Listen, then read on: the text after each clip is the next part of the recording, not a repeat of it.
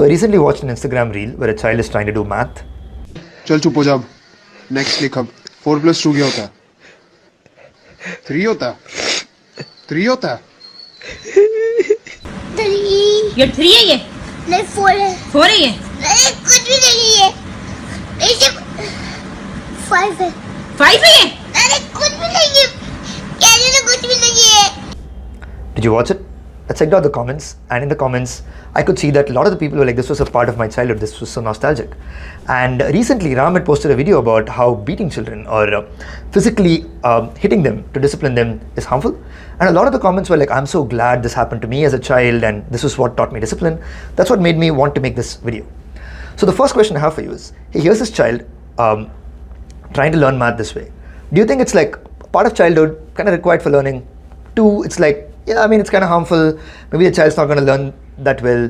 Or 3, do you feel like it's harmful both in the short run and long run? Which do you think it is?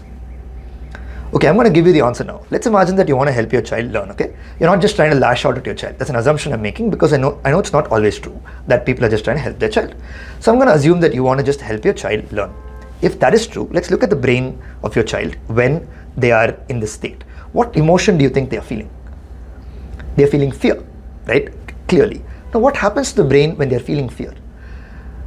This is like the amygdala. I'm going to simplify the brain science here. The amygdala is really active, which means like it's fight or flight, which means digestion, thinking, all those are not important. Survive, right? Do you think they're learning really, they're open to learning in this state? They're not. So short term, are they learning? Not really. Can you scare math into their brain? Not really. But there are some long-term impacts as well, right? They're going to associate a feeling of negativity towards the subject and towards, in some extreme cases, towards learning itself. And this is why when you go to a college and write a math equation on the board, some good percentage of the class would feel a repulsion that they don't even know why they are feeling. And a lot of times it's because of things like these. Now you may ask, hey, but I do want my child to learn math. I do want them to like math. What am I supposed to do? That is out of the scope of this video. But what I want you to know is that trying to create fear for it does not help in learning. It's strictly worse than trying to create psychological safety, which actually makes the child open to asking questions, open to making mistakes. That's what psychological safety is. And clearly this child is not feeling psychologically safe right now. So it's strictly worse for learning. There are zero benefits to it. If there are parents telling you who's doing a good job that, hey, some amount of fear is important for learning, they are wrong. And by the way, this is the extreme version.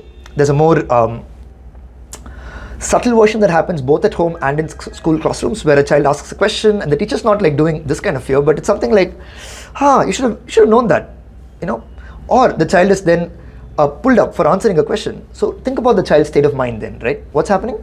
The child, are they anticipating the kick of learning something, or are they anticipating somewhere being pulled up for something and being judged?